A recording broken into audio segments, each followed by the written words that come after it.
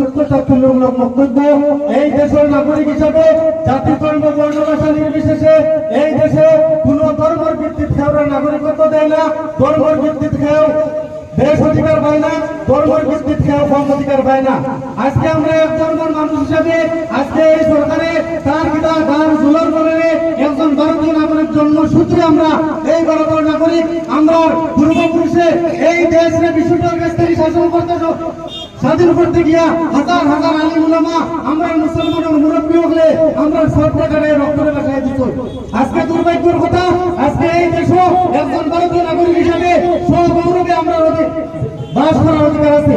Doctor Himanta Biswa Sarma জেলে একজন ভারতীয় নাগরিক, আমরা একজন আবনা বাবু এই দেশের ভারতীয় নাগরিক। ভারতের সংবিধানে ডক্টর হিমন্ত বিশ্ব শর্মারে কোনো বিশেষ অধিকার দিচ্ছে না, আর আমরা হাটিগুয়া ধর্ম সঞ্চালক অঞ্চলে আমরা কম অধিকার দিচ্ছে না।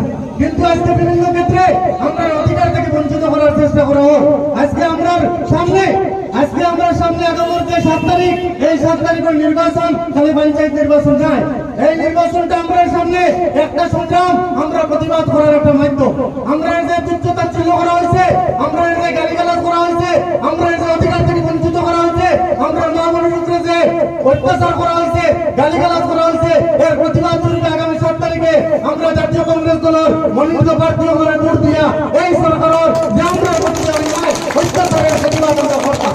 দ্বিতীয় দিকে আমরা সামনে আজকে আমরা আপনাদের সামনে আইছি, আমরা ভারতীয় জাতীয় কংগ্রেস দলের মনোনীত প্রার্থী হইয়া আমরা হেনা আমরিন, আমরা মুরাদার জেলা পরিষদের ভারতীয় জাতীয় কংগ্রেস দলের প্রার্থী সুজাইল আহমেদ, আমরা নীলবাগান ইসলামনগর জেলা পরিষদের প্রার্থী গঙ্গানগর সূত্র আমরা একই মেম্বারের প্রার্থী।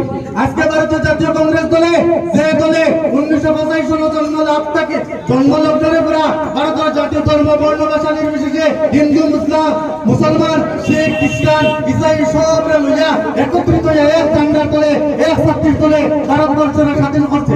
মহাত্মা গান্ধীর নেতৃত্ব, মৌলানা আবুল কালামের নেতৃত্ব, জওহরলাল নেহরুর নেতৃত্ব, সর্দার বল্লভভাই প্যাটেলের নেতৃত্ব, আজকে ভারতবর্ষের সারা মঞ্চে একত্রিত জাতি ধর্ম বর্ণ ভাষা নির্বিশেষে কংগ্রেস দলের ঝান্ডার তলে আইয়া 200 বছরিয়া ব্রিটিশ রাজত্বের এই ভারত থেকে অবসান করাইয়া 1947 সালের 15 আগস্ট ভারতীয় জাতীয় কংগ্রেস দলের নেতৃত্ব গোটা ভারতবর্ষের সংগ্রামের বলে ভারতবর্ষ আজাদ হয়েছে। ভারতবর্ষ আজাদ হওয়ার পরে ভারতের সংবিধান কংগ্রেস দলের নেতৃত্ব যখন সংবিধান সভায় সংবিধানকে প্রণয়ন করলো, তখন ভারতের জাতীয় কংগ্রেসের তার যে মূল ভিত্তি ধর্মনিরপেক্ষতাবাদ, সমাজবাদ, ছাড়ার মাঝে সমনীতি, এই আধারে ভারতের সংবিধান রচনা করছে। এই সংবিধান রচনা করতে সময় আমরা মুসলমান ধর্মের সঞ্চালক হিসাবে আমরা অধিকার কম আর সংখ্যা